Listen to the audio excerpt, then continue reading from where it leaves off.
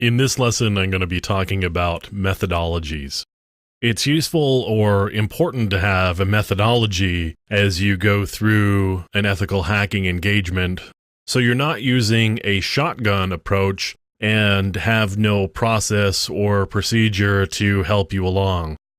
The thing about a methodology is that it provides you a framework for you to know what steps you need to take in what order you probably need to take them in so that you can have a clean, well-run engagement that actually gets results that you can present to your client.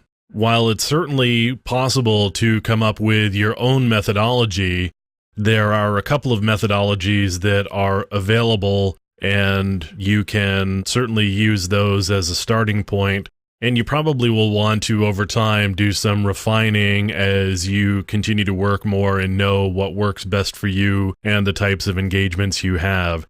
These open source methodologies have an advantage of being available and put together by people who've put a lot of thought and have a lot of experience, but they're also very generic and not targeted to maybe the types of engagements that you expect to be working on. So while they're great starting points and you may very well use them on an ongoing basis and never make any changes, don't assume that you can't make changes to these or that they're something that's set in stone and you should never ever change them. The Institute for Security and Open Methodologies has this thing called the OSSTMM, which is the Open Source Security Testing Methodology Manual. You can find it online. You can see here I've got a PDF open of it. It's a pretty big document. It's got all sorts of extraneous information, which is important to the people who are involved in it. You've got the contributors here. And it takes several pages before we get down into the actual meat of the document, but let's take a quick skim through the table of contents. Section A is information security, and they talk about doing a competitive intelligence review and a privacy review and just document grinding. And document grinding is getting architecture documents and policies and procedures and any sort of documentation that you can get from your client or your target, and just digging through it to see what you can find and what you can learn. Section B is about process security. It talks about risk assessment values, and they talk about request testing and guided suggestion testing and trusted persons testing, and those are three different types of testing that they have guidance around. Section C is all about internet technology security. Again, they talk about risk assessment values, and the modules for this particular section include logistics and controls, network surveying, competitive intelligence review, privacy review, the document grinding, vulnerability research and verification, internet application testing, which would be probably web applications, although it may include just network-facing applications, routing, trusted systems testing, access control testing, intrusion detection system testing, containment measures testing, password cracking, denial of service, security policy review. Then we get into communication security, where we're dealing with PBX testing and voicemail testing, and possibly a fax review, as well as looking at modems.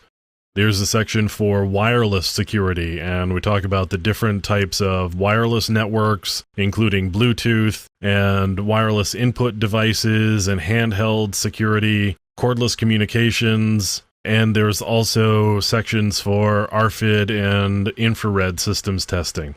So as you can see, there's a pretty detailed and comprehensive amount of information in this particular methodology document. They take a lot of things into consideration. There's also physical security, which is something that is definitely worthwhile to look at, although it may or may not be something that you would get into as an ethical hacker. Physical security is really important. It involves not only the perimeter with respect to things like fencing and guardhouses and those sorts of physical security measures, but there's monitoring, and there's also inside. This would fall under the environment review. There's things like a clean desk policy and whether people have left information up on whiteboards that could be gathered by visitors coming through the building, or whether there's sensitive documents that have been left out on people's desks. There's also some templates here for reporting. There's some social engineering templates here, which are useful if you start getting into social engineering aspects.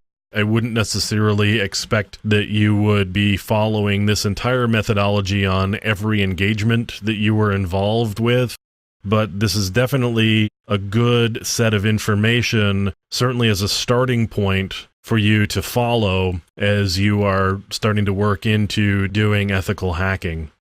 Another methodology here is from the OISSG, and this is a penetration testing methodology. You can see here they've got a wiki set up and some similar sorts of things, although this is more targeted at an actual penetration test, where the other one is more geared towards something that's closer to a security assessment, where you're assessing the entire risk posture of the organization and you're doing a full round of security testing. This methodology is more targeted at, I just want to see if I can break in, and what you would do to do the penetration and how you would handle that, as well as getting out and covering your tracks, and also cleaning up and destroying any artifacts from your test.